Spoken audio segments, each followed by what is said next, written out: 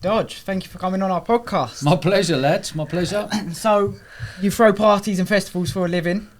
We'd like to just first understand how you started that, when you started that, and give us a bit of background on yourself. And some mad stories as well, please. There's plenty of stories, I know that for sure. But nice one for coming down here. It feels weird, you boys in our studio coming out here, but interrogating you. Interrogating. Yeah. We're on. What was the question? How you got started with the nightlife, the parties, the nightclubs. Yeah, it's interesting. I grew up I had a different childhood. Yeah. Compared to most, I grew up living above pubs in London. So we lived in a 2-bed flat above a pub, which is a real vibrant pub, where we had a nightclub next door, and inside in our pub there it was like a feeder to the club next door. It was like a cool gaff that my old man used to run with my mum, and my life started there really. When you're in that sort of upbringing, you're around a lot of faces, a lot of villains, a lot of naughty people, a lot of entrepreneurs, a lot of wheeler dealers, doormen, gangsters, sports people, all in your house. So you imagine you're living upstairs in a 2-bed flat, and in your pub, you're there all day chatting to people. Everyone's at it and learning and buying and selling, and it was great times. And we had the nightclub next door. And from a 10-year-old, I knew how to read a room, and I know how to be an entrepreneur. Entrepreneur wasn't cool back then. Entrepreneur's only gone cool in the last 5 years. But back then, the only entrepreneur we knew back then was like Arthur Daly or Dellboy from Only Fools and Horses. And then as we got older, it moved into like Richard Branson, and he was the entrepreneur. But yeah, as a 10-year-old, sport was my world. Good little sportsman. And started to know how to earn money. We had a nightclub next door, and I used to go to the nightclub manager next door and get tickets off him for £1. We're talking like late 80s here, for £1, and my tickets would get them queue jump. So before everyone would come in Dad's Boozer, before everyone would be drinking and partying and music going on and what have you, and I'd go and sell 20 tickets to these people for £2. I keep £1, the manager kept £1, and the customer who went to the club next door went up there and queue jumped. So everyone was a winner. So as a young kid, I was always taught always create win-win situations, and it stemmed from there really. It's quite weird looking back and think, well, 30 years later, I'm still doing the same thing, but we're on a festival. On a bigger scale. On a bigger scale, yeah. But, and that's what we did. We was earning money at the back of the pub. We had like a Toys R Us, and they used to put the old massive toys in these big bins, and we'd go skip diving. My pal Chris, best mate, had hold on my ankles, and I'd dive in and get these big toys out. They'd just have like a tiny little chip on them.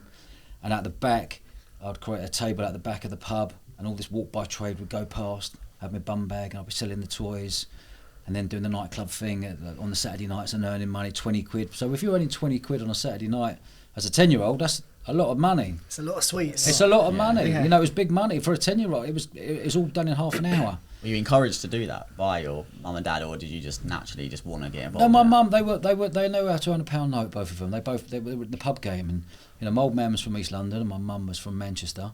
So it's a great combo, entrepreneurial spirit from East London, entrepreneurial spirit from Manchester. And they were in the casino game, casino world, both croupiers.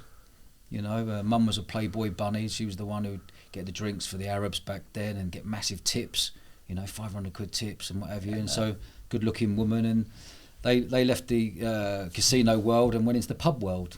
And that's where I grew up in the boozers, and all our uncles and aunties had pubs all slotted all over the place. And you grow up and you come streetwise very quickly as a kid in a pub. Earning your money out, selling the toys at the back, earning your nightclub money, and then every bank holiday weekend I'd go to cash and carry with Dad, and we'd get a load of hot dogs and a load of ice creams, and then I'd sell them out the front of the pub on bank holiday weekend. Chancing my bets. If it's bad weather, people are going to buy hot dogs, and if it's good weather, people are going to buy ice creams. So people are quite receptive as well when they see like a young person like 10 trying to sell something. You feel like you want to. You respect it. Yeah, you respect the hustle. Yeah, so it was hustle. It was wheeling and dealing. It was earning money. And, living above a pub, I'd go to my mates' houses and they'd all have nice carpets and TVs and nice comfy beds, and it'd be silent, and mum and dad would be cooking. Living in a boozer was chaotic. It was chaotic. We had doormen there. You grow up, my old man was a bodybuilder, and he was a big man, well respected, tough man.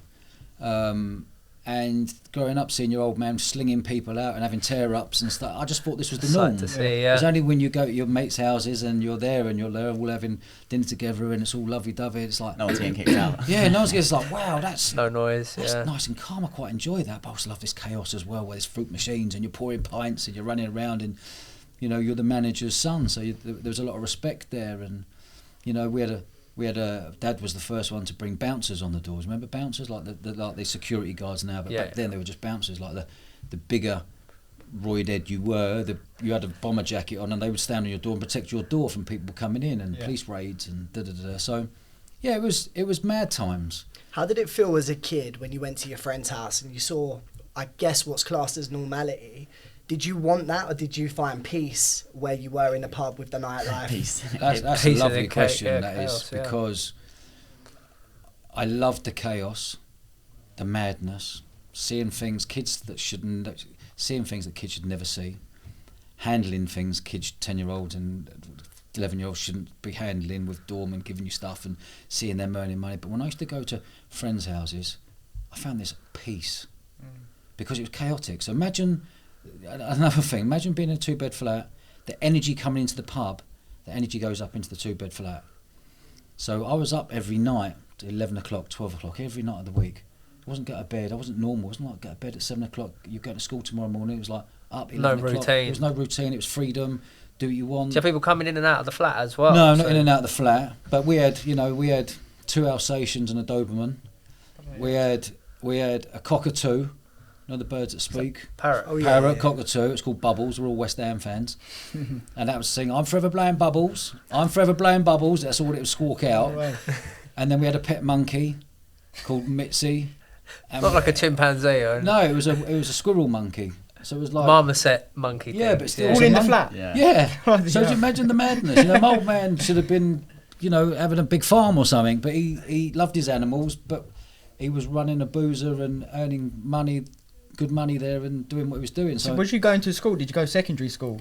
Or did you complete it? Yeah, no, I did all my schooling. Again, I didn't have a clue. I found it really difficult to learn at school. I was constantly thinking of what I was going to do to earn money. Because all of a sudden I grew up with your old man, taking you to school in the morning with your West Ham rucksack on, walking to school with the 2 Alsatians. He had his Gold's, do you remember the Gold's gym trousers the bodybuilders used to wear? And then all the other parents would just turn up, mummy and daddy dropping them off, and we were there with the West Ham thing.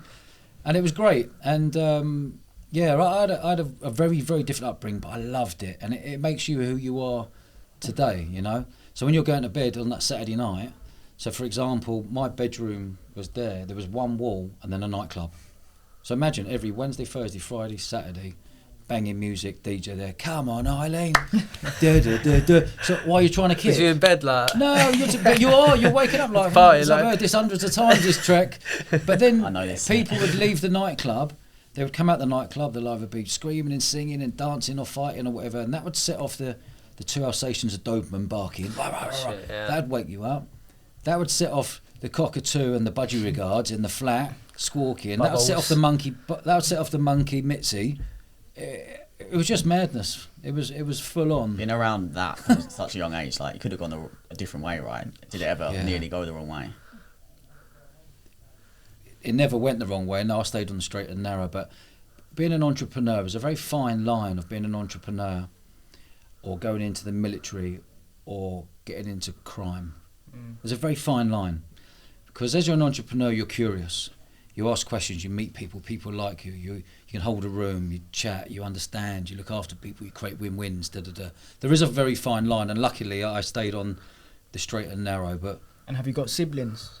Got older sister and 2 brothers. Have they gone a similar path to yourself? No. I've gone down, like when I look back further, like my great granddad had a boozer outside Upton Park, and then my granddad had off licences outside Upton Park, West Ham, and then my dad went into the pub game and casino game. So everything's revolved around alcohol, bringing people together and putting smiles on people's faces. And I've sort of taken the baton on and went into the nightclub game for 10 years, and now the festival world for the last 17 years. So there's like a pattern here of all our family, Wonder what's next. God knows what's next. God knows what's next. But it's been a journey.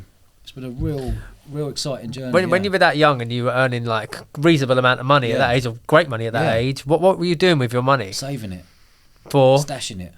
Because it's all cash, I suppose, as well. You just like I was all cash. You stash the cash, just hiding it. Yeah. So my old man was in the cash game, and he would always walk around with £1,000 in his pocket. Always a G in his pocket everywhere he went, because everyone was paid cash, and that's just how it was, and that's what you learn, and you grow up and you want a wad in your pocket, and that's what you want to grow up to have, a nice wad in the pocket. And I always grew up wanting to live in a house. I was just wanted to live in a house. I just wanted peace and calm. So when I got into the nightclub game, the first thing I wanted to do was get my own property and be calm. And So how did you get into the nightclub game? Well, maybe you can look back as a 10-year-old selling the tickets to the club next door. I guess that kind of stems from it all. But I went to Loughborough Sports University, and sport was my world, because I found it very difficult to read and learn, and someone teach you something and regurgitate it and write it down, notes. I just found it really hard. You went to private school as well, didn't you? Yeah. My old man and mum very thankfully sent me to a sporting school, which was private. And it was quite mad, really. You go there and your old man gives you 600 quid in your top pocket. You go there, goes to the headmaster, you give him 600 quid cash, and because everyone's writing checks and stuff, you know. Right, you got the cash. Yeah, that was the cash. And they'll take it. Yeah, they'll take it. He probably stashed it. The headmaster was going, every day. Here comes telling no one. Yeah, off the books, no one knows. But, I have to thank my mum and dad dearly, because all my pals didn't go. We were hanging around the pub and and I thank them dearly for sending me to a sporting school.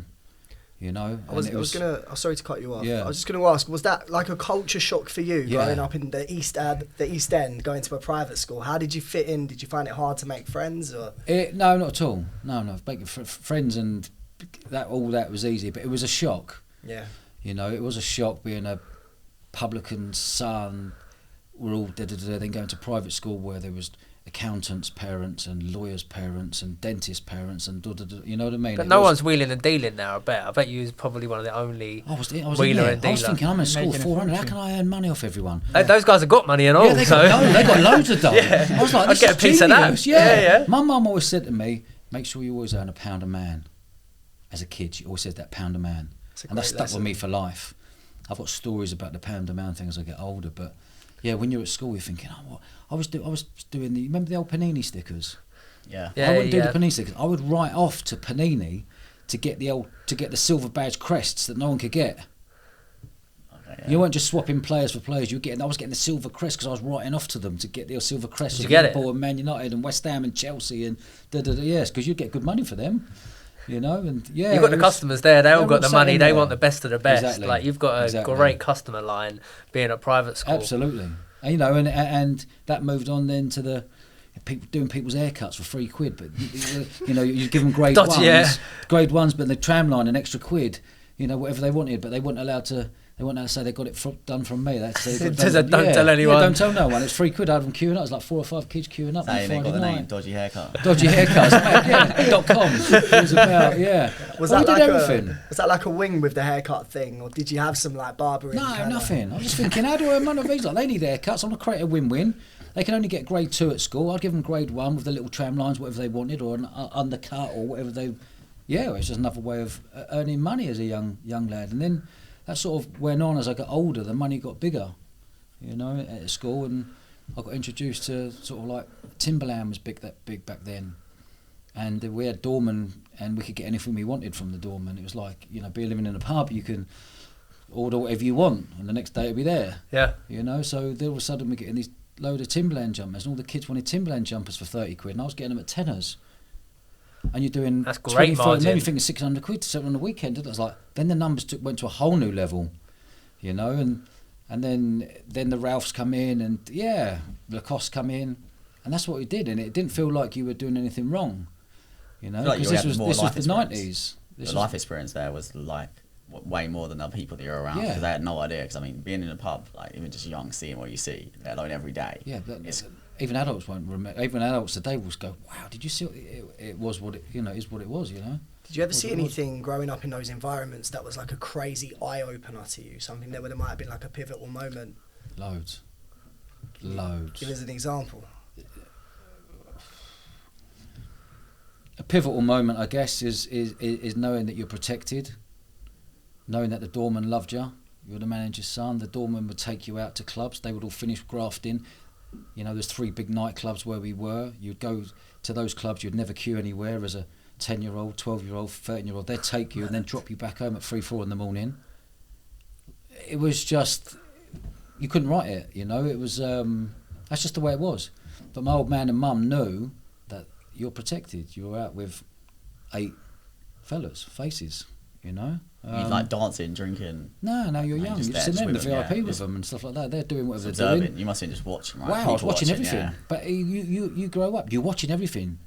Like when I'm in a room, you have this. You know, I know what the gifts I've got is clocking what goes on in a room. You know, if you're sitting in a room now, you know what's going on. You can see because you have to be on edge. You have to be on toes and see what's going on. Because in a boozer, something could just flip like that in half a second. And a big scrap just Things things would just happen just like that, bang, within seconds. Yeah. There's loads of pivotal moments and funny times. Everyone was having fun. Everyone was laughing. There was a lot of fun then. There was no social media. There was no. It was have proper conversations. Look you in the eye, conversations. To be. Yeah, it was great. You talk about it with a lot of positivity because some people would probably deem it as a negative thing to be around a lot of faces, alcohol, drugs, being in a pub. Yeah. But you seem to have taken like a huge positive vibe from it. Yeah, I have. Yeah, I couldn't wish for better upbringing. I really couldn't. But where I am now, I wouldn't choose to be in a pub bringing my son up. So I wouldn't choose that, but I wouldn't change it for the world. I loved it, but I also loved going to friends' houses. And it's interesting, my friends always wanted to come to the boozer. Because we were up all night, and they were like fruities, people, fights, looking over there, running around. It was it's so much good energy, so much fun. I remember like when you're chilling with people like at school who you're not. I wasn't necessarily that like naughty. You're getting involved in that stuff. When you spend time with that one person, your life just feels like 100 miles an hour. You're doing all sorts of shit you shouldn't really be doing. Your life just kind of speeds up. Sounds like you were kind of living in that. It was living in the moment. But you were present the whole time. You had to be. Yeah, got to be on high alert. It was great. So what was your first nightclub event that you started doing yourself off your own back?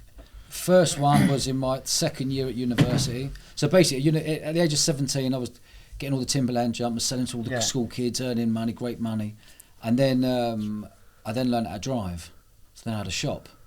I had my boot, shop, perfect. So I know all the rich kids would be at certain pubs or you drive there and open up, bang, bang. It was just like... And you knew everyone there already, right? Yeah, so that was where it stemmed from. And then a sporting background, I played at Wasps under 18s, and then I went to Loughborough Sports University to play my sport, play my rugby. Rugby was my sport. Yeah. Football was a kid, we're all West Ham and whatever, but then rugby we focused in on.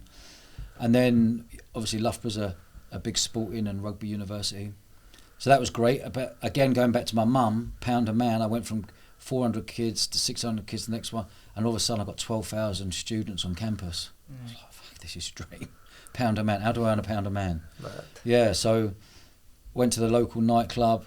They were charging £2 and they had 1,000 people in there. They knew I was a face on campus at that time as one of the main rugby lads. I said, why don't we make it £3? I keep a quid, you keep your £2, and I'll get everyone there in a lot earlier, and we'll get more people in the club. And that's what we did. They signed the contract, and I was earning £1,000 a week straight away in my final year. And then we upped the capacity from 1,000 to 2,000. The club were winning, the students were winning, and I was winning. So it's £2,000 a week from that one club every week in the final year, and that was up at Loughborough. And I had another club in Wandsworth at the time, so I was earning £3,000 a week in 1999 every single week.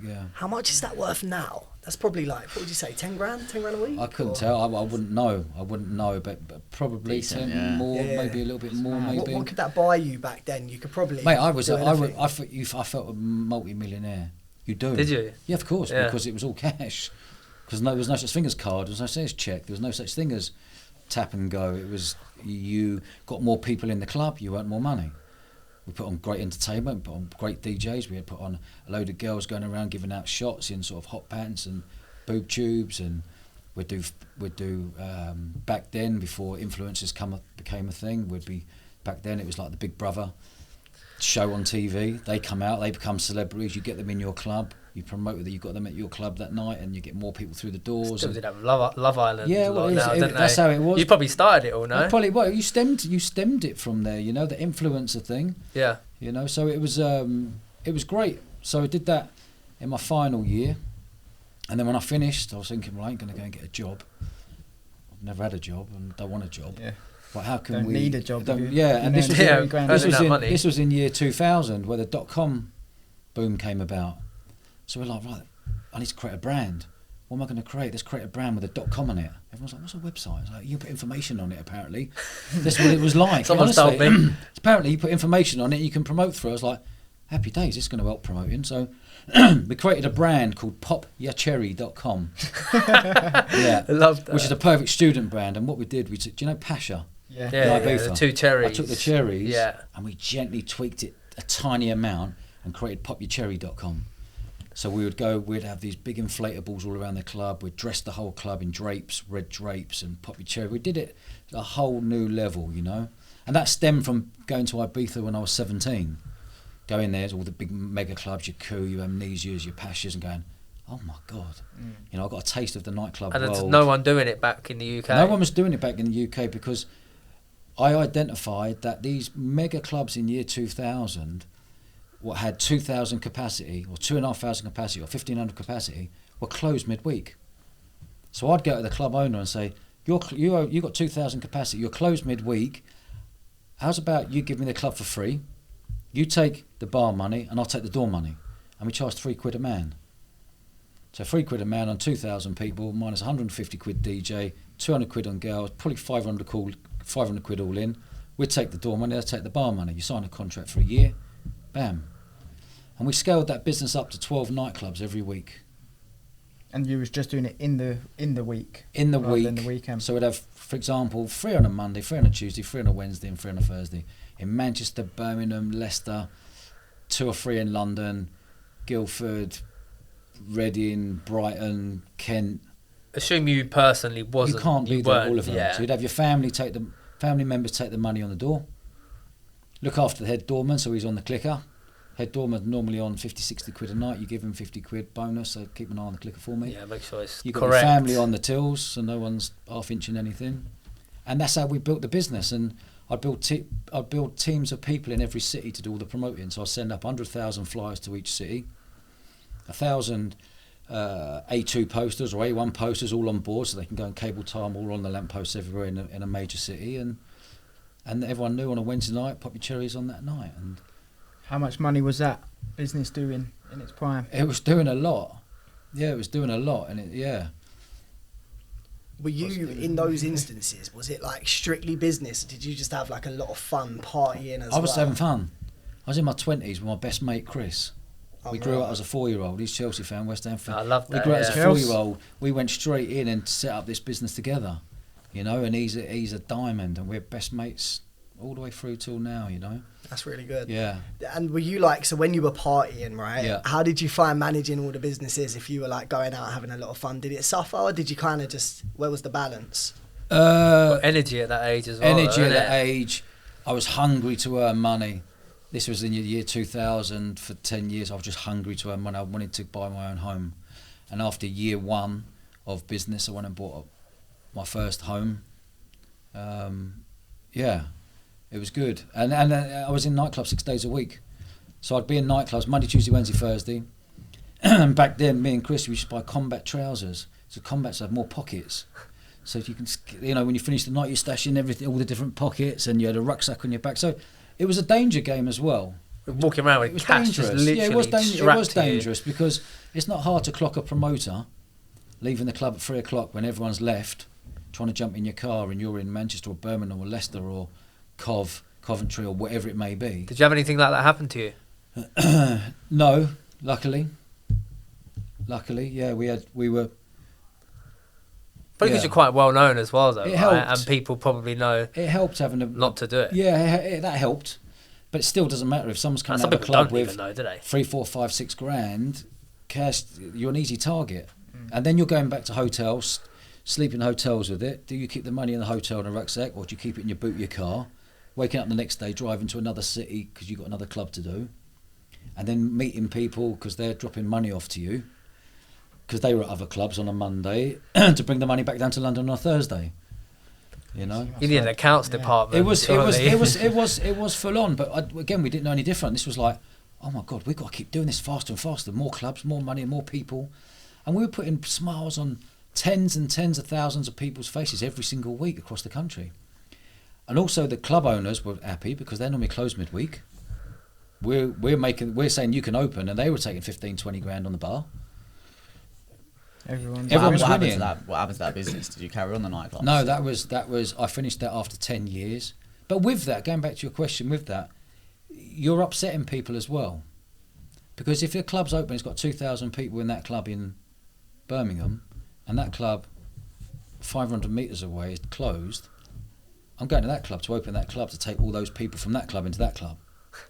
So you are upsetting people, but we back in the day, like we didn't care. Me and Chris didn't care. That's not intentionally. That's just business, though, It's right? business, but it's quite feisty because just like you're taking jobs away from all those 12 security working in that club, the manager, all the bar staff, but you're giving 12 security jobs here, all the bar staff and the manager on this side. You know, It's competition. It's competition, yeah. But who had the better nights? We were brilliant promoters. We were flying everywhere, everyone door, car, halls of residence, people's houses, fly posting every lamp post around. You know, the council. There's no social media There's no back social in the media. day, is there? So it was a, you know, this is 24 years ago. It was a guy called Doge on a mobile. You know, no one could come and get you. There was no social media to go and find out who's who. But that's how it was. You know, it was no. That's how it was back then. I could imagine it was probably better that way because we go to a lot of parties and you go Ibiza now, a beat drops, before it drops, everyone's got their phones out and they're recording the drop. It must have been nice not being part of that. It was, especially partying and having fun. You know, when we partied, we'd go Monday, Tuesday, Wednesday, Thursday in nightclubs, get down to London, sort all the money out, and then we'd be partying Friday, Saturday. So I was in clubs 6 days a week for 10 years. was you partying on the midweek ones as well? No, never. Strictly business? Strictly business, pure business. You've got to have your wits about you. You've got to make sure that the doormen are happy. You've got to make sure the managers are happy. You've got to make sure the contract's in place. You've got to make sure that you're really professional. So running it like a proper business. Like this is yeah, proper business. Because where it started, like obviously uni, going out, having a bit of fun and selling tickets, and now like you've gone. I was full on business mode. Yeah, nice. Had to be. You know, as a young entrepreneur, as a kid in the pubs, and you get to a level you're like, right, this is a business. Because when we said we want to scale it up, we didn't just go from one nightclub to 12. You know, year one we went from Loughborough and Wandsworth in London. That was a brilliant club, amazing club. That was called Liquid, but used to be called the Theatre. It's an old theatre, 1100, 1200 capacity, lovely club. Nice. And then we increased it the following year to 3. Then the following year increased it to 6. The following year increased it to 9. Then went to 12. You still going uni at this time, like lectures? No, all finished. I didn't go to lectures. You never went. No, I didn't have a clue what was going on. I promise you, I used to pay all the clever kids to do all the coursework because I knew they'd get 80%. You had the money. I'd do the exam and get 25%. It would marry up to getting a degree. You know, Really? Yeah. Fair So, play, why not? again, it's funny. Like even at school, I'd get all the super clever pals to do all the clever stuff, and you'd pay them. But that's business. That's the thing. You had the money, right? But you had You've it's worked business, and right? done And people the- used to say to me at school, "Oh, he's disruptive in class." I was always mucking about having fun, but I was never rude or nasty or anything. I was always, my default was to make people laugh because I couldn't I found it hard to learn. So if I can make people laugh and I can do that bit, and I'm good on the sports field, that's good enough for me. Yeah. So like the business and the sport as a young kid, and 30 years later, still doing business and sport as an adult. I know you mentioned that you got the clever kids to do it Yeah. for you. I'd argue that you were probably the clever kid, right? Because you were paying them, you had them Maybe. on payroll, and Yep. you were making like 10 grand a week, right? Are you still in contact with any of them? Did Yeah. you ever bring them into your scene? Yeah, I stay in contact with everyone. My mum, she passed last year, bless her, rest in peace. But she told me pound a man as a kid. She also told me everyone you meet is a contact. So I had in my head, like this mobile here, right? My mobile here, it's got 8,000 individual numbers in it. So when I was growing up, I'd take people's numbers. When people start to get mobile numbers or house numbers or their mobile numbers, but you had the old Nokia 72 or 8210 back then. If you used to change phone, I would go through all my contacts, I'd write them in a black book, and then you'd have to get a new phone, and I would take 3 or 4 days to get them all out of that black book and input into that again. Well, now you can press a button, it does it for you. Yeah. So I thank my mum so much that everyone you meet is a contact, but I've not lost a contact. That's good. In all these years, I haven't lost a contact. And everyone in my phone is a name with a nickname after it. Like, so I can remember who, so I can who link, it was. so I can link, you know. That's smart. Yeah, so it's been, no one's, it's just, you do, you know. Yeah, 100%. You just do and you learn. But going back, like, teachers just go, it's disruptive. But a disruptive entrepreneur, everyone wants to be a disruptive entrepreneur now. I was just doing it as a kid. Everyone now wants to disrupt the market and be an entrepreneur and employ clever people around you, and that's what we do here with the festival and the other businesses. It's a good point. So it leads me to my next question. There's like an argue with the nature versus nurture situation, right? Like some people feel you're born entrepreneurial and others feel like you can develop it. What's your take on that? Do you feel like you were born that way, or do you think it was a mixture of both? I think it's a mixture of both. I think it's in the blood, because you are and you become who you hang around with. You know, you say if you hang around with 5 numpties, you're going to be the 6th numpty. If you hang around with 5 good sporty people, you're going to be the 6th. Do you know what I mean? So the environment I was around, I had entrepreneurial mum and dad. My dad was a proper rock. My best mate, still today, my right-hand man. My mum was entrepreneurial. They both knew how to earn a £1 note. He was always going with cash, spending and looking after it. But they worked so hard to send me to school. You know, they were working at 7 in the morning to 11 o'clock at night, trying to have a relationship upstairs. They end up getting divorced. But trying to have a relationship when you're dealing with all sorts of toxicity downstairs in a pub is very difficult. To take your relationship upstairs in a 2-bed flat with loads of animals and the noise still going on. And the nightclub next door, and someone's been rude to someone downstairs. Dad's had to go downstairs and sort it out, and he's running down dealing with it, and he's coming back upstairs. Like, it's full on. And you know what? I can't thank them enough for taking me out of that environment and going to taking me out and going to a private school. I was living like a double life. So I come back from the private school, and you're back into normal life again. Seeing what's going on, earning money, chatting to people, meeting contacts. So you've got a son, right? Yeah, I've got a son, yeah. And does he go to private school? He does go to private school, yeah. A little sporty private school. He's 10 years old. Yeah. So you feel like private school is definitely the way to go. If you can afford it, do it. For me, in my opinion, yes. How's your son? Is he similar to you? Is he entrepreneurial? Is he out making money? He's a little character, yeah. He's a little character, a little West Ham. He's lovely. He's got a really good brain on him. He's not top of the class. Yeah. He's good at sport, but he picks up on everything that I talk about, and he picks up on stuff. It must be harder now because the cash is going out the window. There's now. No cash anymore. So I remember even when I was at school, they then brought in the thumbprints to pay for your lunch. So everyone got rid of the cash, and all the donuts, all the sweets started going off of the playground, and so now it must have obviously got even worse. That it must how to be make hard money to in make school. money in school. Yeah, well, it's hard. You can't. It's how do you make money at school now? You can't go and bring a machine. So you have chip and pin. A machine, chip and pin. You know, it's harder. And contactless. It does scare me a bit that the younger generation coming through don't understand the value of a £1 note. Like if you go and graft on a job, or you do something and you go, I've done that, I've been paid. Yeah. I got a £20 note or a 40 quid or 50 quid. I don't want to break it. I've earned that. You feel good. You got it stashed, or you're saving, and your pile, your wads are getting bigger, and you're saving, and you get a reward from that. You get a dopamine hit from that. You get an endorphin. Like, wow, I'm earning money here. This is wonderful, because it doesn't matter what anyone says. Everyone in life has got to earn money, you know. And if you know how to promote as a kid, people use the word marketing today, but it's promoting, and you know how to sell, you're always going to be all right in life. Those two things, you know. And as you get older in business, you learn to become aggressively patient, and that is a superpower, as is being curious. Curiosity and being aggressively patient are two superpowers, I think. Talk about the patience a bit more, because this is where we need some advice probably. We always talk about it on the podcast. We call it shiny penny syndrome, which is trying to not run to the next new shiny thing that you think you can make a bit of money and stuff like that, and just having a bit more patience, trusting what you're doing, not get distracted.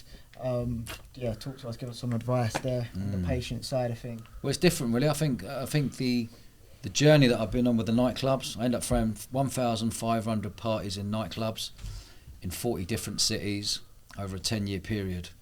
So you get to meet a lot of people, lots and lots of people, and you learn your trade because you're on the streets flyering. When people come out of the bars, you learn how to be curious, you learn how to ask the right questions, you learn how to look people in the eyes and find out where they're going. They're either going that club or that club. You've got to turn them around in 10 seconds. You'll sense whether they want to come to you or not. So again, you learn how to speak to everyone. Do you remember your pitch? Well, depends what club it was. Do you know what I mean? This was years ago. People was going to go, what club are you going to tonight? Girls, why are you going to that club? Come to this club. Get in there now. It's only £3. That's £4. That club. We've got better entertainment here. Got this, and this, and it's packed. There's 1,200 people already in that club. There's only 300 in that club. Bam! You got to flick someone's mind straight away within seconds. I haven't spoke like that for about 15 years. So where we going? Where we going? It brought back a memory, but it is though, and you can't just stand there and hand a flyer and let people walk past you. You've got to get in front of them. Yeah. You've got to get their attention. You've got to slow them down. You've got to hold court. Hard job. It is. Well, you think you're going out at 8 o'clock at night and you're coming back at 3 o'clock in the morning. And you've got to capture this audience. You've got to deal with a lot of rejection as well, right? I suppose.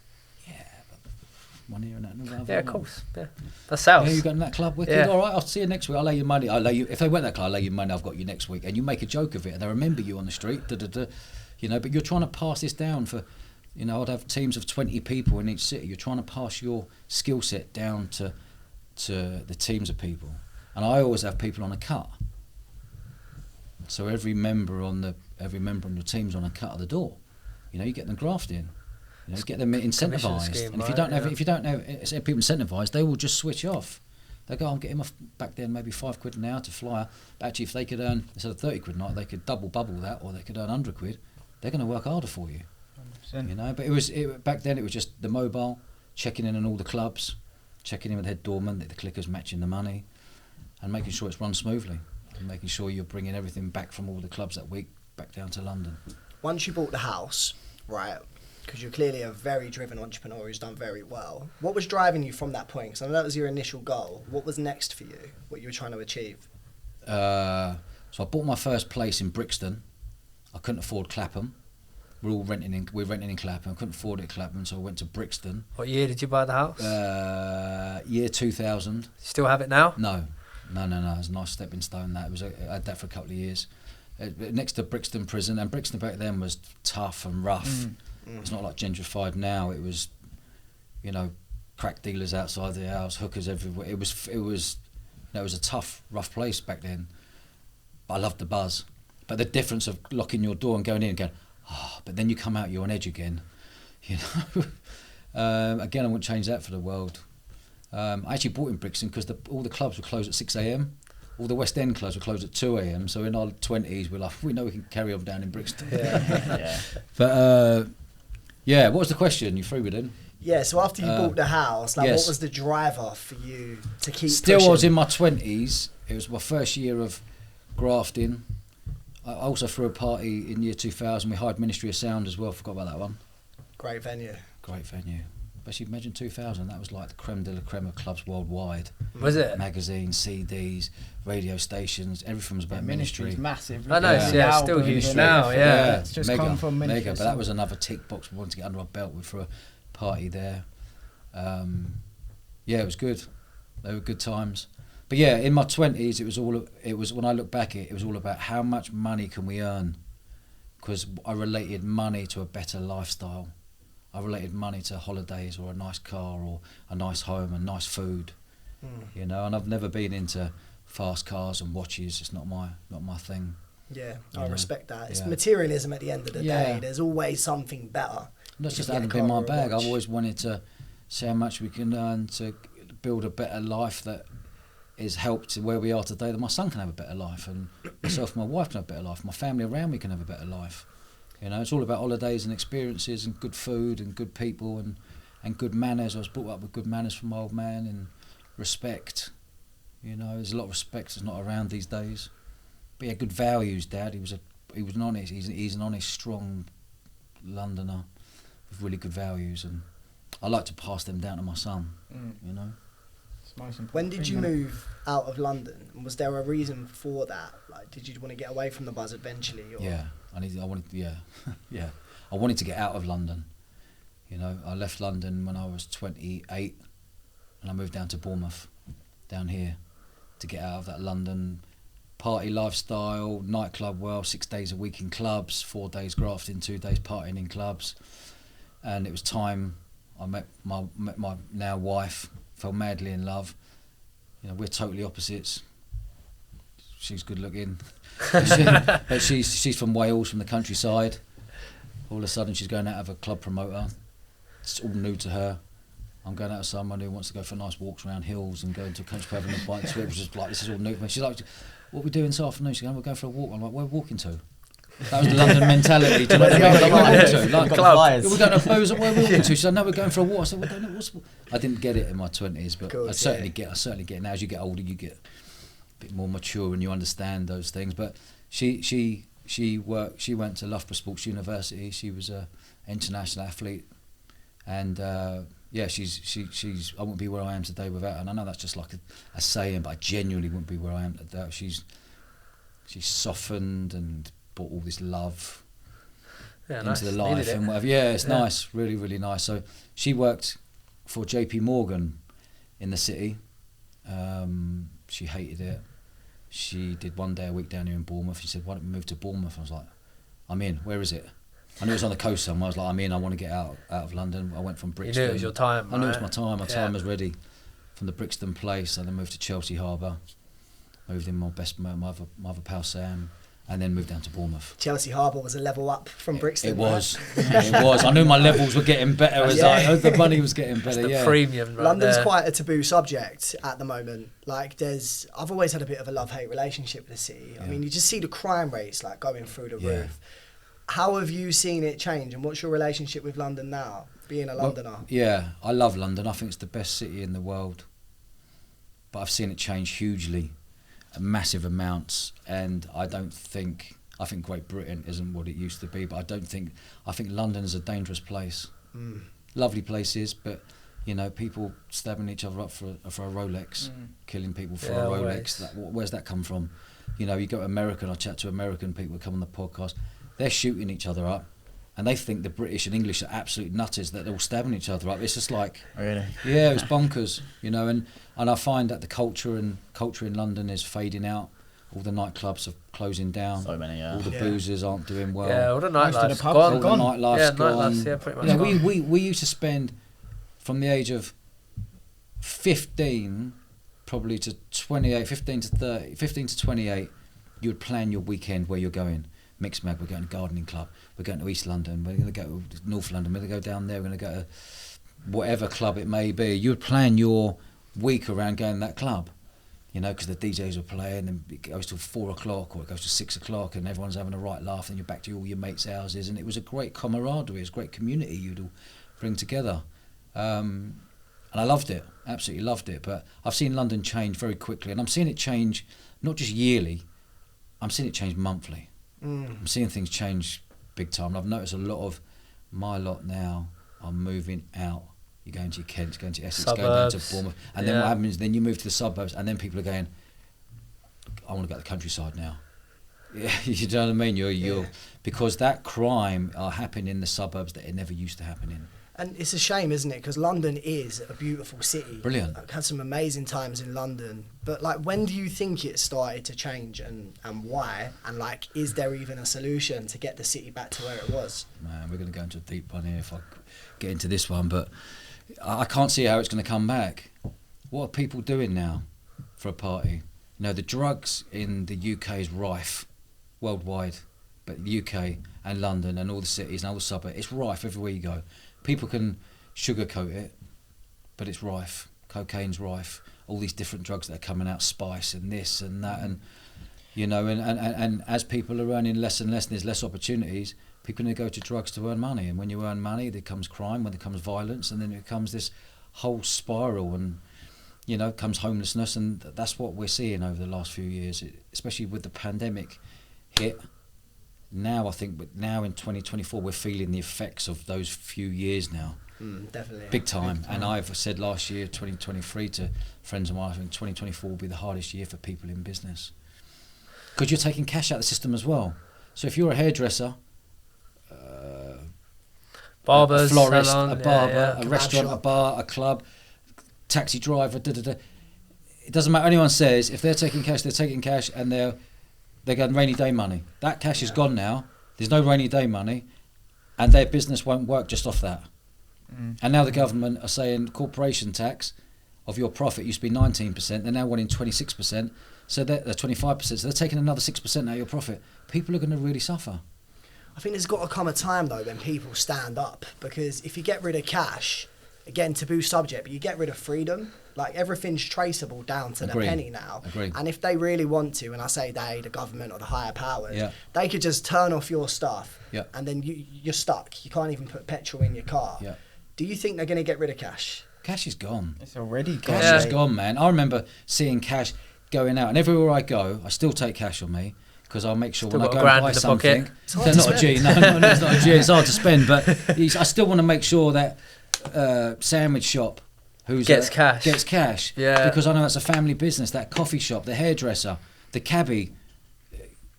I still want to give them cash, but cash is like 1% now. Mate, I went to like 5 cash points, genuinely back to back 5 cash points, and none of them couldn't get cash out. Yeah, mate, the high street banks are closing down. Yeah, they're gone. Banks are gone. They got like Monzo. It's all that. moving. There were banks with loads of staff. Then there were banks with one member of staff. Now the banks are closing. All of a sudden, it's going to be blockchain. There's going to be no cash. Everyone's going to get a certain amount on their card. It's going to be tap and go and Bitcoin. What do you think? Do you think the so for like your son, would you suggest staying in this country, or do you think there's much more opportunity and freedom perhaps now moving out to? Yeah, that's a good question. It's changing over. Like, obviously, a lot of people are moving to the Middle East. I think the way forward over the next 10 years is going to be the East, where it used to be the West. I've seen the West do this. Germany, France, England. Things are going on. People are really upset. Yeah. You know, but you get yourself out to Dubai, you've got sunshine 365 days a year, you pay 9% tax, you're safe, you can leave your mobile phone there, you go for a run for 2 hours, come back, your mobile phone will still be there. Saudi's up and coming. You're now. in the Saudis going for the 2030. I can see what's going on. I just went out to Dubai a couple of months ago with the family. I thought it was outstanding. Service amazing, the airport's amazing. Everyone's so happy though. Everyone's friendly. So everyone's happy. Everyone wants to to make you. money. Like everyone's making money out there. They're trying to do stuff. It's run like a business. It's like you can tell the place has been built by an entrepreneurial businessman. All the employees are happy. Yeah, exactly. A very successful businessman. This country and other countries are built off of people trying to basically what appears to be just rinse whatever they can for 4 years in power. Maybe a year before the election, they start trying to implement a few good things. I just think there's a lot of people lying. It's very different. I think this country's become more fake and more lying, whether it's social media, whether it's the government, whether it's the news. It's all neg. Where's the optimism gone? We grew up on optimism. There's pessimism everywhere. That's why I don't watch the news. I haven't watched the news in years. I don't know what's going on. I don't care what's going on. I don't know what's going on. Something massive's going on. My wife would tell me, or my pals would tell me. Yeah, you'll hear apart it from the sport, I don't know it? what the sport's going on, but I don't know who's fighting who and who's stabbing who. And but it's like, just on what you just said, like British culture. People say British doesn't really have much culture. I'd argue it used to. Amount. It's stiff upper lip, just got on with it. Always quite stern and tough back in the older generation's day.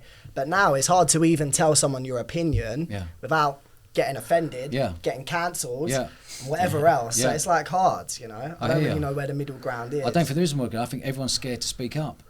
Everyone's scared to say the wrong thing. Your job was saying the wrong thing 10 years ago now. Yeah, no, it's all right then. Yeah, to say it then. you got to know what to say now. Can I say gay? Can I say transvestite? Can I say lesbian? Can I say these words?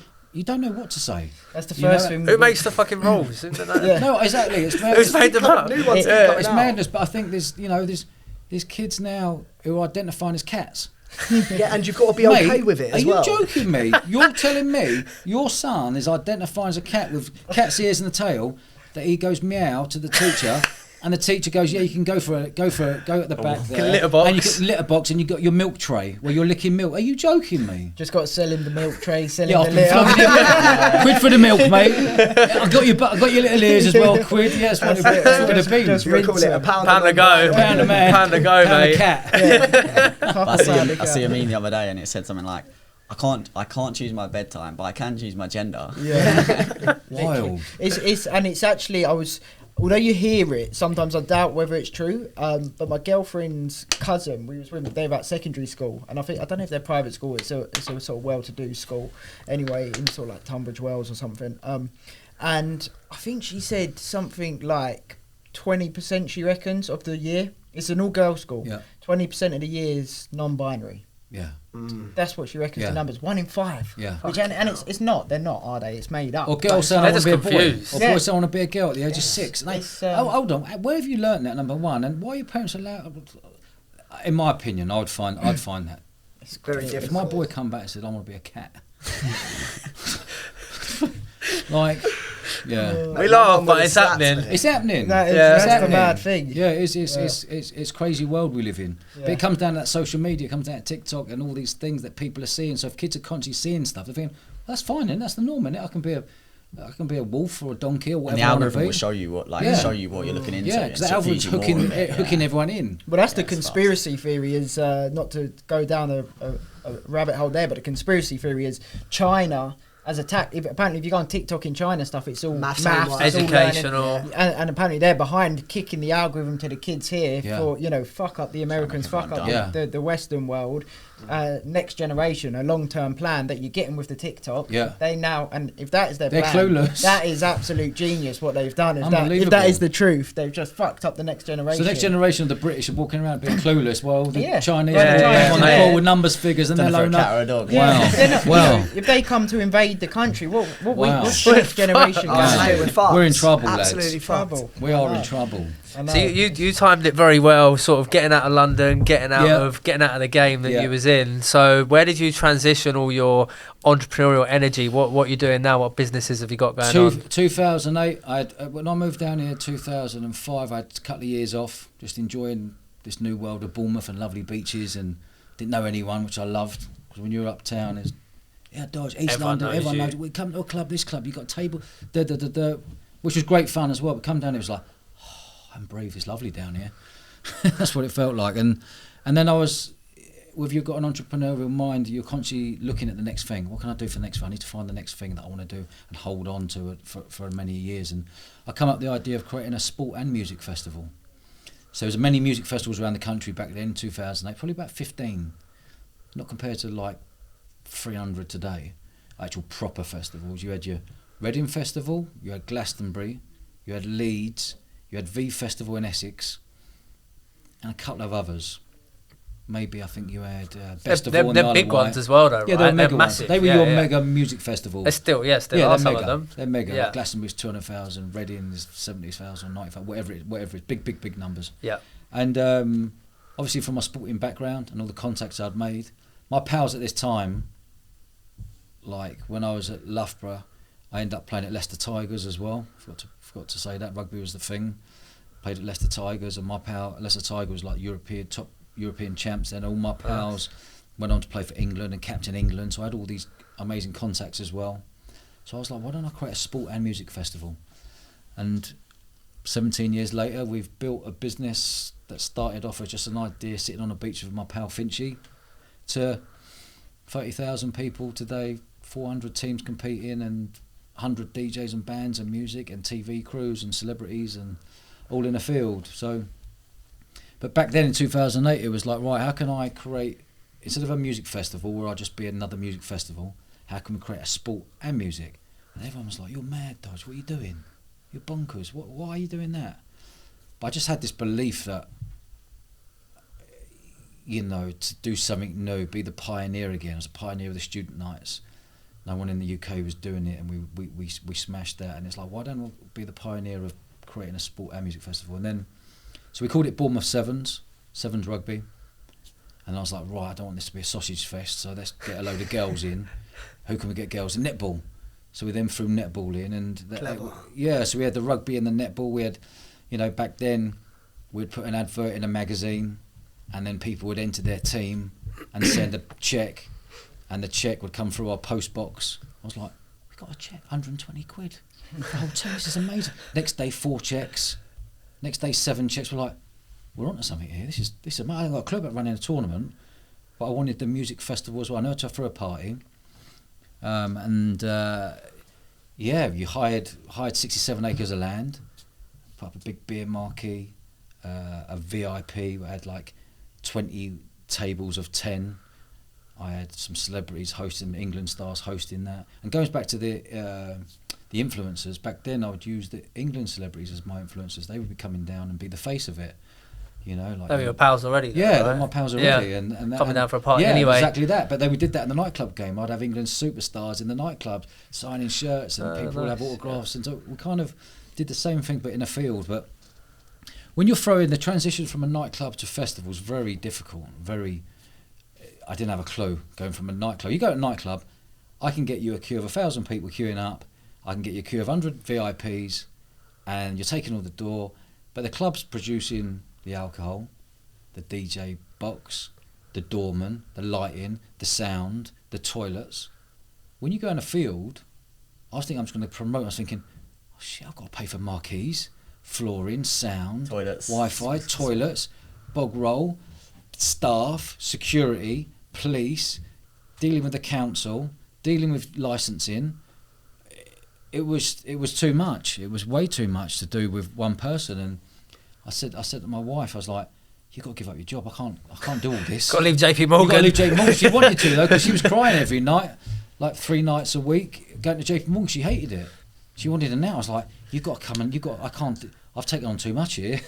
I had no staff anyway, so I didn't realise that. I just thought I'm going to pay everyone afterwards. I paid the marquee company afterwards, the security, the police, the licenses, pay everyone after. So the idea came about in 2007. In January 2008, 5 months before the Maybank holiday, when we launched our first year, everyone wants their money. And I was thinking it was going to cost 100 grand to put on. Got to the January, we've run out of money.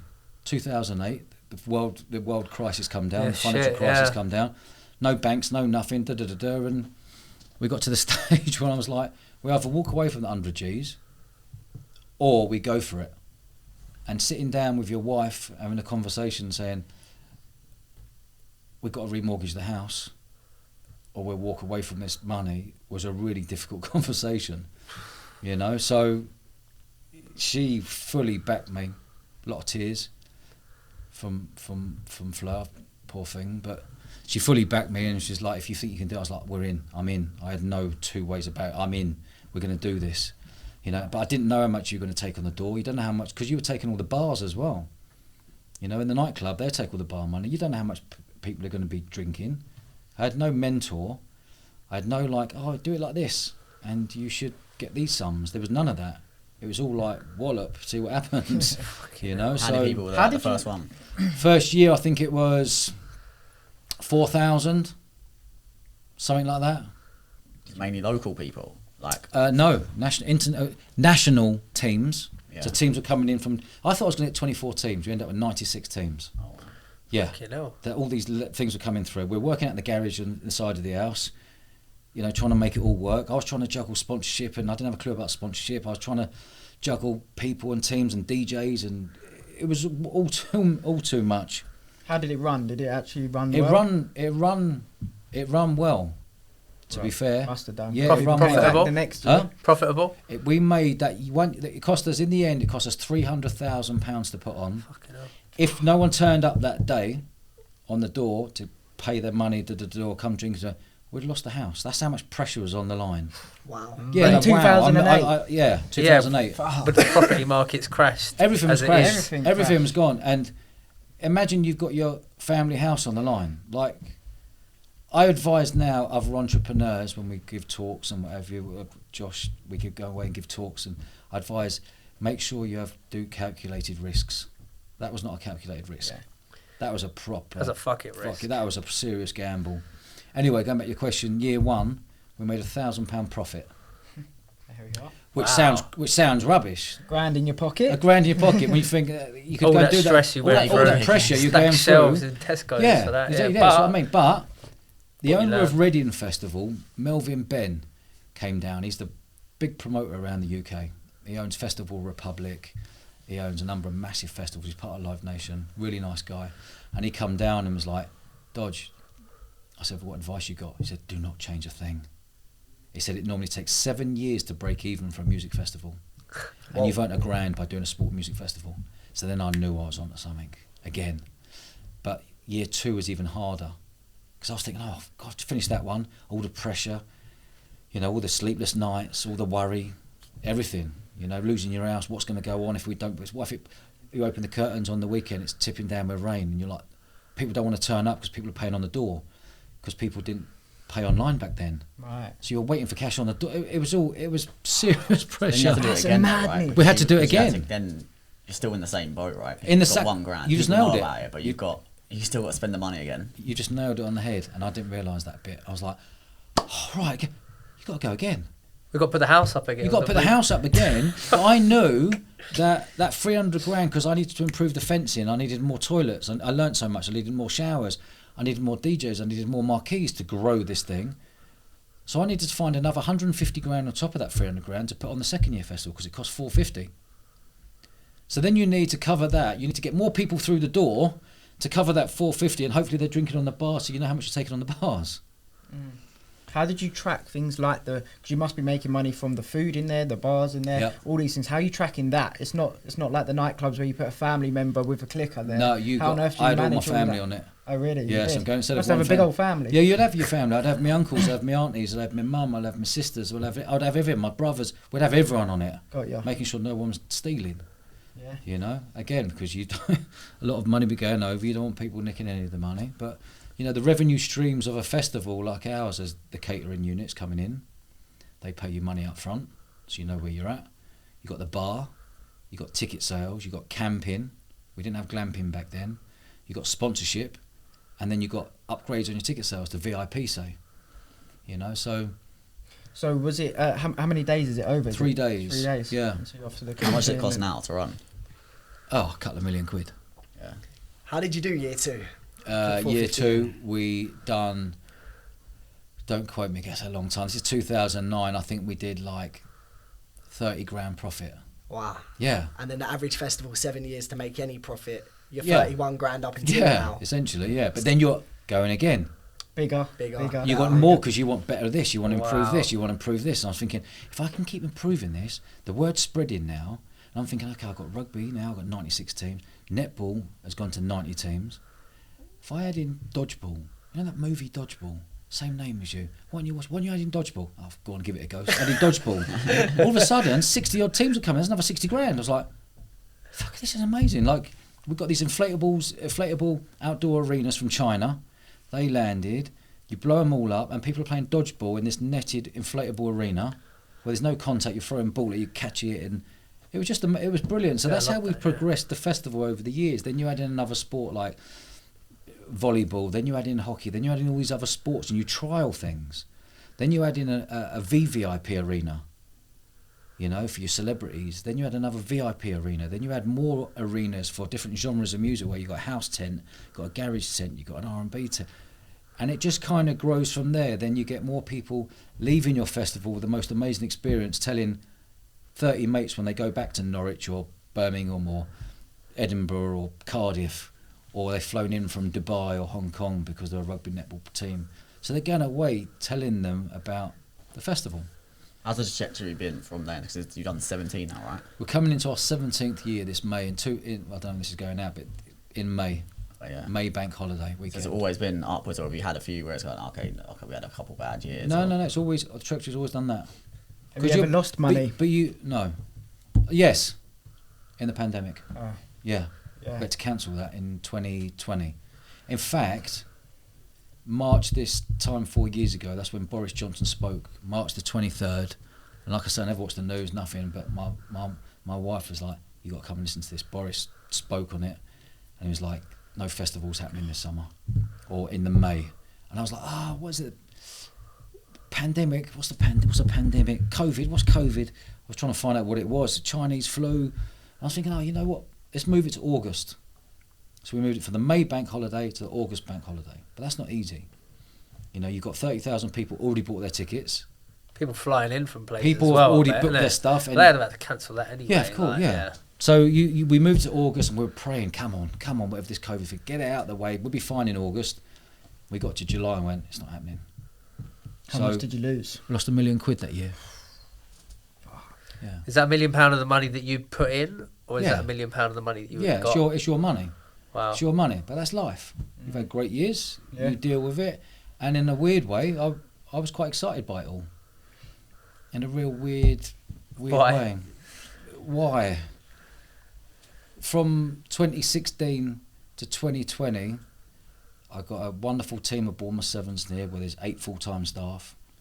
So I've done 2008, 9, 10, 11, 12, 13, 14, 15, 8 years solid, every minute of every day, living and breathing it.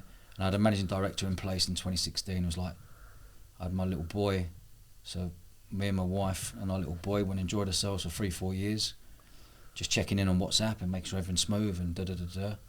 And then being the entrepreneurial mind, you're chomping at the bit of wanting to find something new and I'm going to get involved. You know, there's only so much holidaying you can do and festivaling and meals and stuff. And then the pandemic hit, and I was like, result. I can get back, start creating new businesses. Bring it on.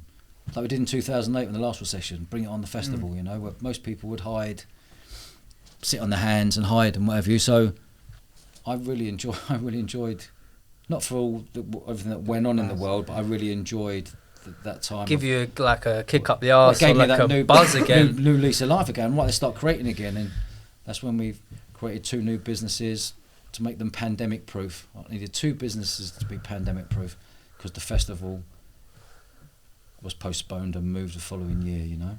So it's a physical business, a festival. But when did you do the next festival then? Because it must have been 2021 was meant to be the May again. Yeah. Come on, don't let us have to move this one. They said, sorry, you're not going to do the festival in May. So we had to move to August again. We're like, this is our last lifeline. And in 7 weeks before that date, Boris announced this festival's going to happen. So we had 7 weeks to find, at that time it was 800 staff who work at the festival every day. But you've got to remember that all these staff hadn't worked for a couple of years. All the security badged staff didn't want to work. They'd left the game. No one had worked in pubs and clubs because nothing was open for a couple of years. Hospitality had gone. Yeah. So we're trying to scramble around, find all these staff to put on the festival. And we had an absolute blinder of a festival because people were like cooped up for 2 years. Oh, but they loved it. It went off the charts, you know. So yeah, so a lot of pressure. You know, when you own a festival, there's lots of pressure. But I don't know any different. I don't feel. I'm not like, stress. It is what it is. You know, you deal with it. You manage it. You're used to it. So what are the other 2 new businesses you said you've created? I know obviously one of them's a podcast. We'll come on to that. Yeah. What was the other business? The other business, I had another business that we set up in 2012, a sportswear brand. And we built that business up and we got bought out in 2018. So back then in 2012, we had the pressures of the festival, still trying to build the festival to get it to a level where you've broke the back of it. That took about 8, 9, 10. It took 4 or 5 years to break the back of the festival to make it like blossom.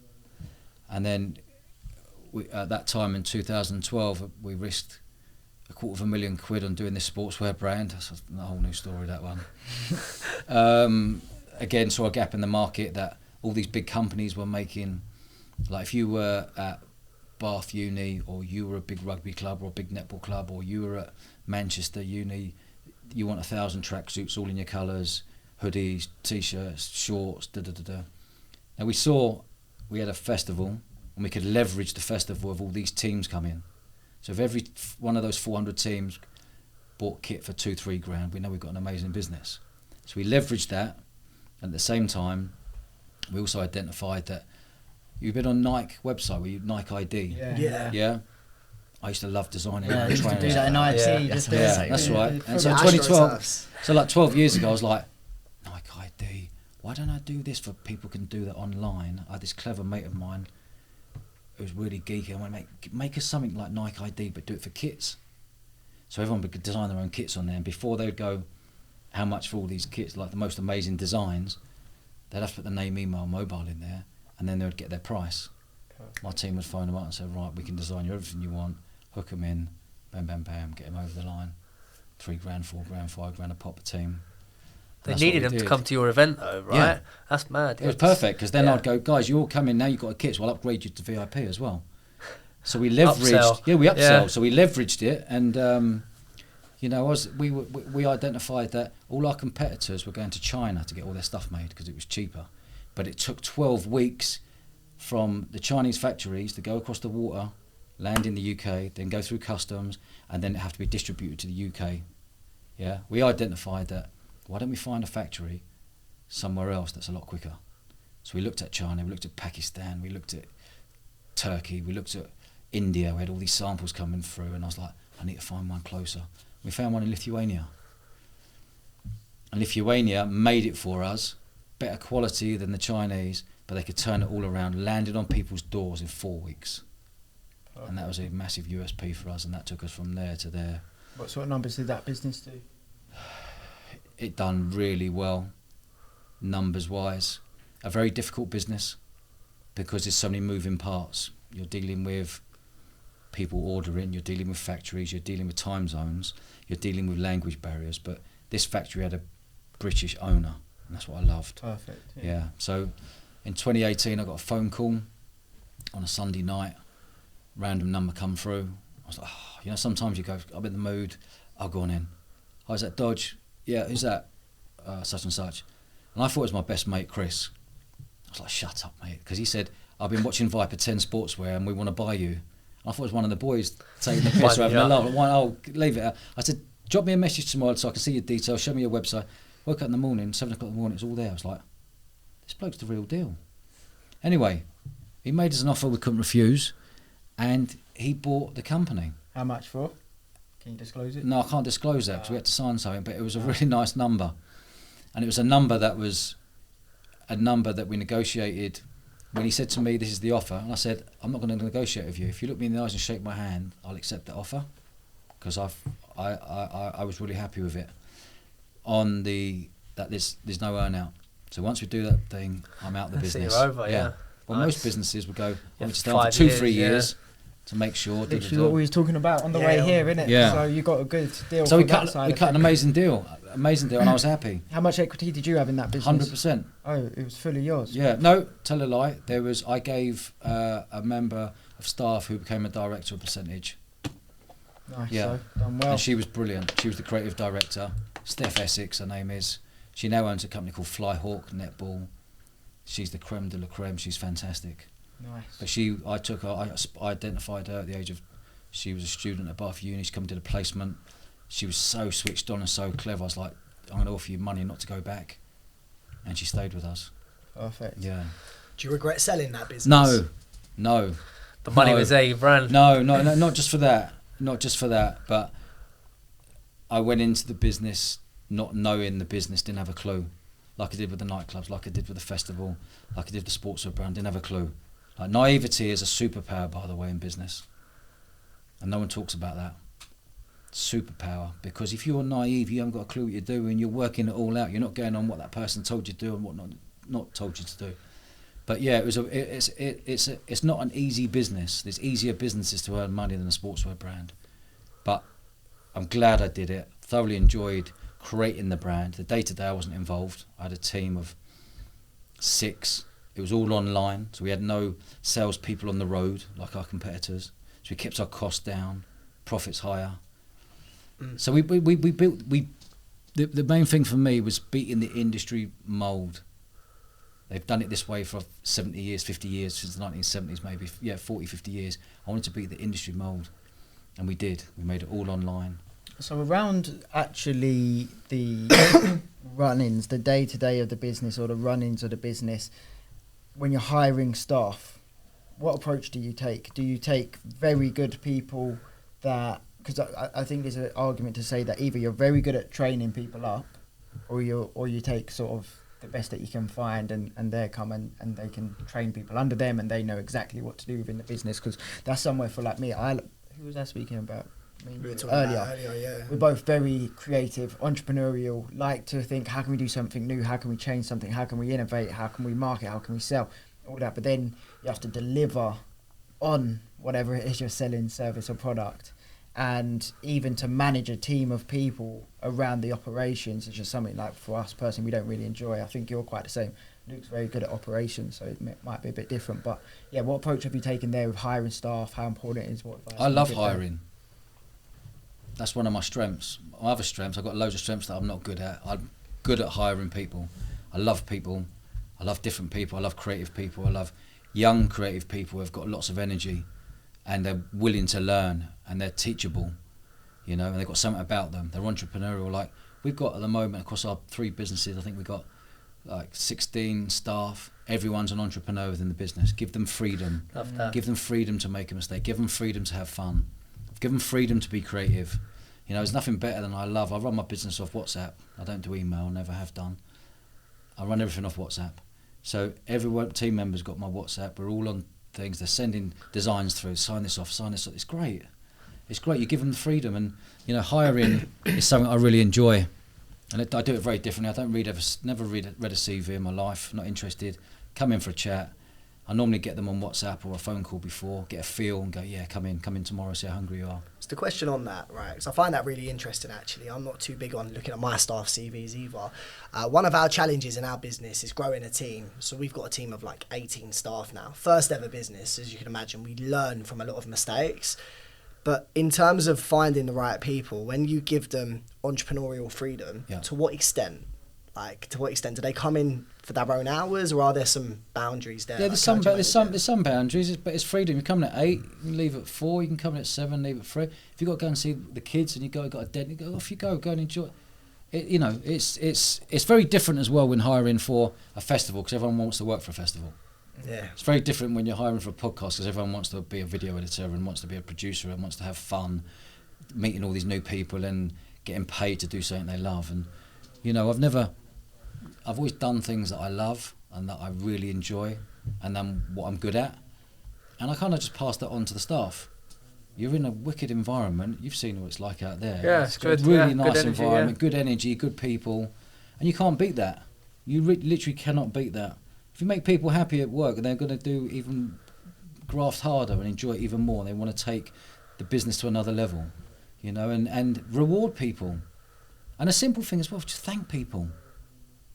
It's simple stuff, business. Everyone sees manners, isn't it? People just overcomplicate this word business, that you have to be a certain person. Just be you. Just be a good bloke. Just be kind. Ask them about their mum and dad. Ask them about their brothers. Ask them what's going on in their life. But it's not asking them going out of the way to ask them, but genuinely take an interest. Pause the podcast there to give a massive shout out to our sponsor, the Manifestation app, by Robert Heisey, the UK's #1 unconscious mind therapist. Now, this app is an absolute must for anyone that's looking for further success in their life. It covers a whole range of things from meditations, calm stories, unconscious mind therapy, journaling, mood tracking, affirmations, the list goes on. It's an incredible app. It's got an incredible community within the app that you can connect with other like-minded people. And we actually have a code, TMC Manifest, for 25% off of your first month. So go check it out. It's on the App Store, the Manifestation app. Back to the podcast.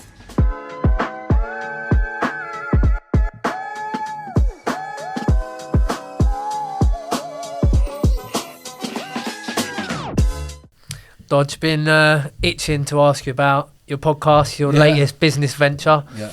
Why did you start it? Didn't have a clue about podcasts. Started it because of the pandemic. Started it because we lost our festival.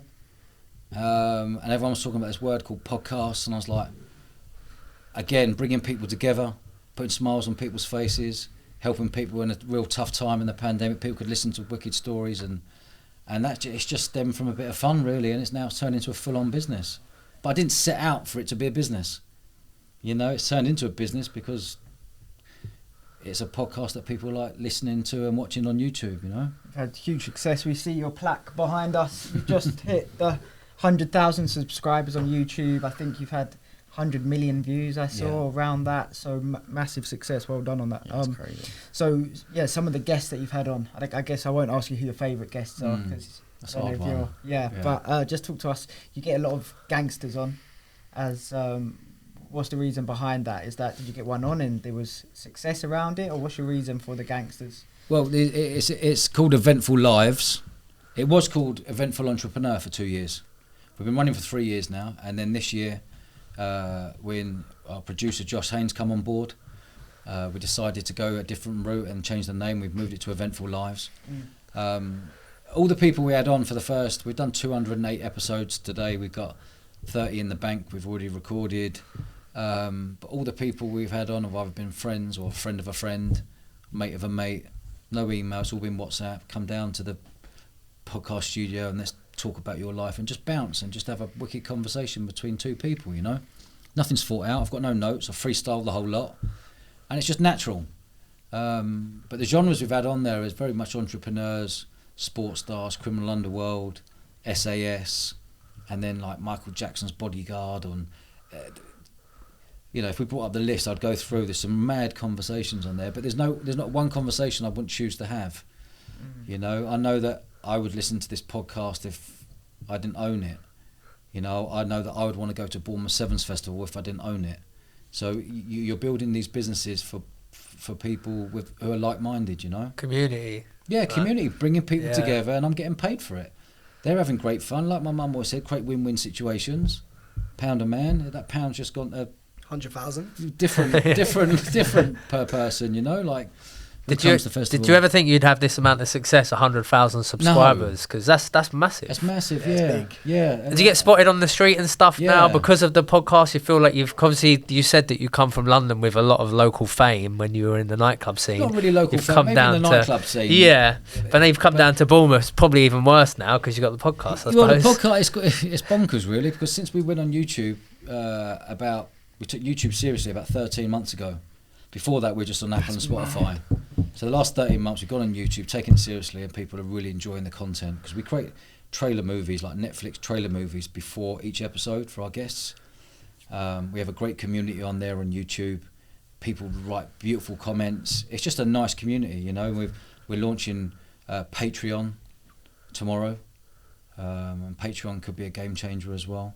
It's like a community base where people pay a £5 a month and they get behind the scenes footage, they get exclusive footage, they get stuff that's never been seen before, they can all talk to each other, you know. And again, we're bringing community together, like we've done as a kid, like we've done with the nightclubs, community, having fun. And this is what we've done with the podcast. People are having fun listening to it, and you get comments coming in at every angle on Instagram and my Facebook and LinkedIn, and it's a really nice feeling. It's a really nice feeling. Like you say, when you go out, people want to come and have a chat with you. You know, they want to have a chat, they have a little photo, they ask you questions like, what's your best steps, what was he like, what was he like behind the scenes? And there's this wonderful intrigue and this curiosity that I grew up with. You know, I grew up with curiosity to ask questions and understand people and learn about people. And when you hear that from other people who are super curious as well, like yourselves, it's a nice feeling. You know, because you can take one nugget of someone being curious, and all of a sudden, 3 years down the line, that curiosity goes, do you remember I spoke to Dodge? He'll know someone who knows someone who knows someone.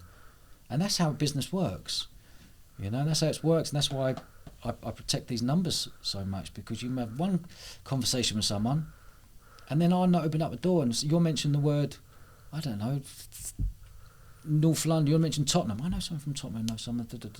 Everywhere you are, there's a link. You know, there's only one phone call away from anyone in the country, and if you're not one phone call away, you're 2 phone calls away. In the UK, we're a small island.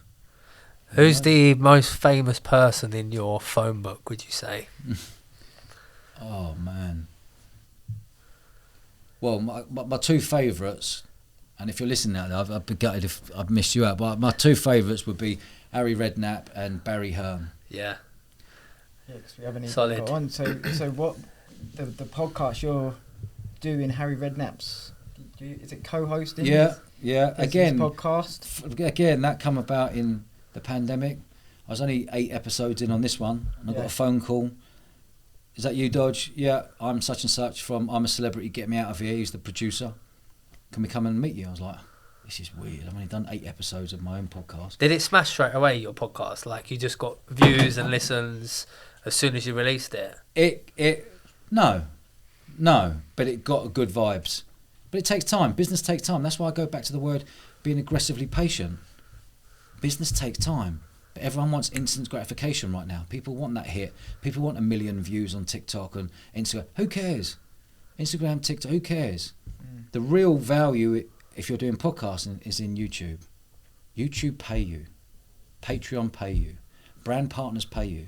All the fluffy stuff, the nice stuff of getting millions of views, you don't get much money for that stuff. But it just allows to get people on the radar about your podcast. But the chances are really low of someone going from that and going to find you on YouTube. You know, so don't get bowled over wowed by all these sort of crazy numbers that people want instant gratification for, you know. How much does YouTube pay when you're up at the 100,000 subscribers? It's not about the subscribers, it's about the views, really. Right. You know, you get paid up 10 grand, 20 grand, 30 grand, 40 grand, depending on what's what, 5 grand. Is that per episode? No, per month. Okay. And then you've got brand partners, and we're very lucky that we've been in a position with, going back to that point, for the first 3 years on Apple and Spotify, we've turned down all sponsors.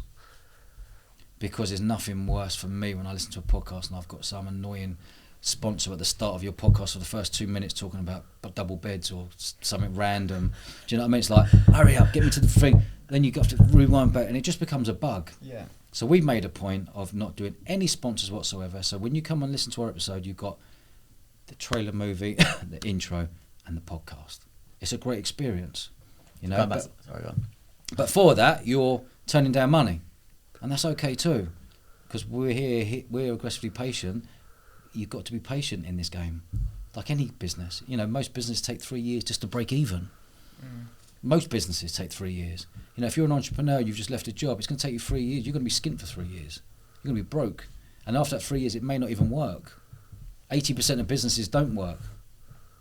You know, so you've really got to understand that, is this right for you? Can you afford this business? You know, and you know, there's 6 million businesses in the UK, and only 75% of them just employ themselves, solopreneur. People don't know these stats. They just think there's shiny businesses everywhere. Everyone's doing it well. Everyone's doing great because Instagram says.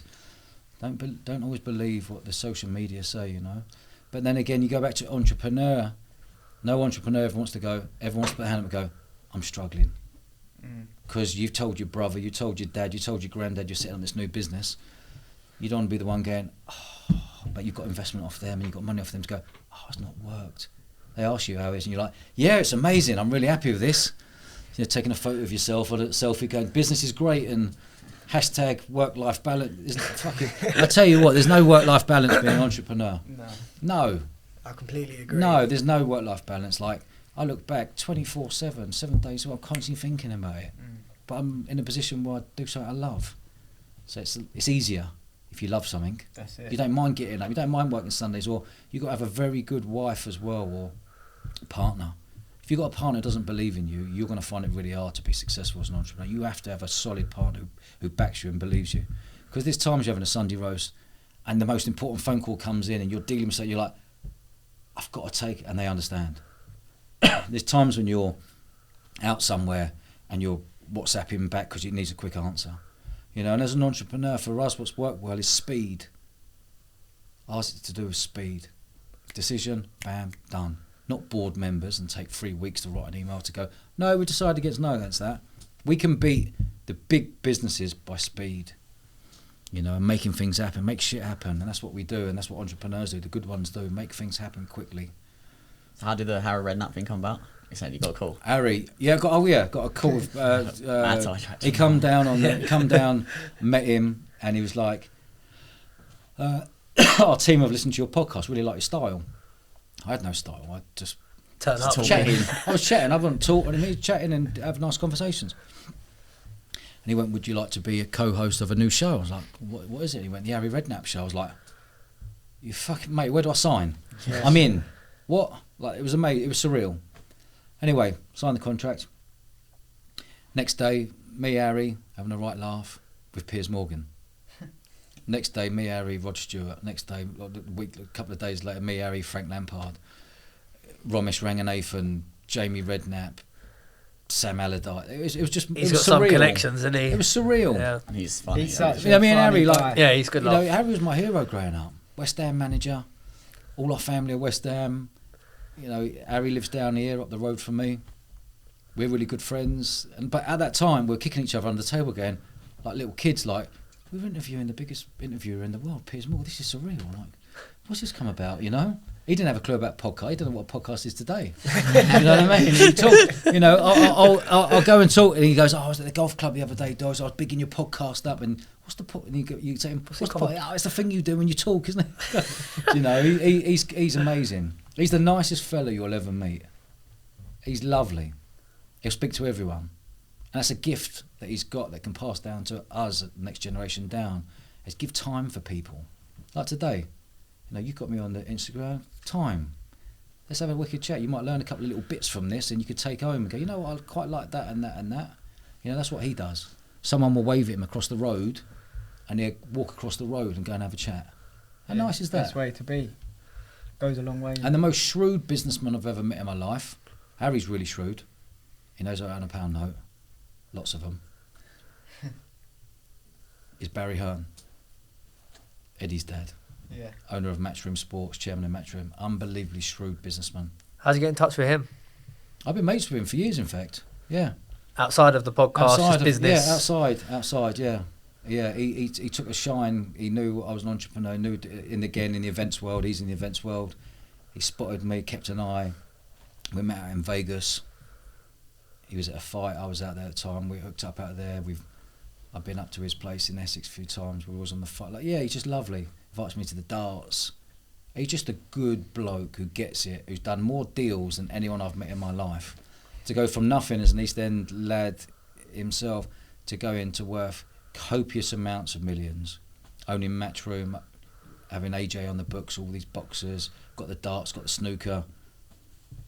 His house is like a castle, and then he moved into another mega house, and he's kept this castle, which is it's not a castle, but it's where Matchroom Sports is, where all his staff work. So you're there, nice. And he was like, I lived here for 40 years. Now it's the offices. That's you know he's done. You know, boy done good. You know. Yeah. Is that where they did a boxing match in the garden? Yeah, in the garden. That's right. Fight camp. Yeah, I see that. Yeah, I see it. It was unreal. Yeah, unreal. That's crazy. Yeah, that is crazy. Yeah, you must learn so much off of these people that you've got contact. People coming on the podcast. Yeah. What's some of sort of the underlying traits of all the guests that you're having and all the successful people you meet in your life? I think underlying traits. I just think being you. I've never tried to be anything that I'm not. In my 40s and all the years, the best thing you can do is just be you. If people accept that, great. If you're you and you're kind and you're a good bloke and you can open doors for other people, that's even better. You know, and not taking no for an answer ever. You're going to get rejected. Never taking no for an answer. Doing your homework more than anyone else. If you've got a business, you make sure you do your homework better than anyone else. For me, it's about creating brands. I've created many brands over the years. Businesses come and go, brands stay. People buy into the brand. For example, if you know that we put a guest on Eventful Lives and no one knows who that guest is, the listeners have trust in the brand. They have trust in the host. That's going to be a brilliant episode, whatever subject it's on. Yeah, you know, so and everyone you meet's a contact, and being loyal and being a gentleman and open the doors for people, being polite, and all these simple things that have kind of gone out of our society, where my old man taught me as a kid those values, you know. And if we can pass those values on to younger generation and our kids, I think it's the way forward, because quite easily they're slipping away. Just to finish up, just got a question about your future goals. Who would be your number one guest on a podcast that you'd like to get on? Number one, I'd love to get David Attenborough on. That'd be huge. Wow, that would be huge. Yeah, that'd be good. Let's call him out. David Attenborough. You'll have to message him, Joe, see if he'll come on. Yeah, I'd love to get David Attenborough. Timing. What an amazing timing. Business is all about timing, lads, and that's why we're here today. But David Attenborough, what a human being. And also I'd love to get on is David Beckham. Oh, that's right. Yeah. David Beckham, like, some people can criticise him, have you? Amazing. amazing for our country, ambassador for our country, queued up to see the Queen when she died. All these wonderful traits he's got, you know, of a humble, kind, thoughtful, well-mannered human being, but also a good-looking lad, multi-millionaire, does what he wants, sponsors, played it. He owns a Miami football club. He owns his own football club, turned from 25 mil to hundreds of mil. Got Messi coming aboard. Everything he touched turned to gold, didn't it? Played at Man United, played at PSG, Paris Saint-Germain. Model. Harry Redknapp to intro you, surely. There we go. Yeah. One phone call away. One phone call away. Get Harry on the case to get David. But I'd love, those two. Nice. Yeah, there's many more as well, but we don't go chasing it. What will happen will happen. Something will pop up one day. Yeah. It'll come. Yeah. Nice. Well, thank you very much for your time. Yeah, love that. Yeah, appreciate it. Good, man. Nice conversation, lads. I really enjoyed that. I've never done like appreciate it. Thank you. A four-way good man. You did say, I don't know why I've accepted this one before we started. It's like who are you again? Orgy podcast.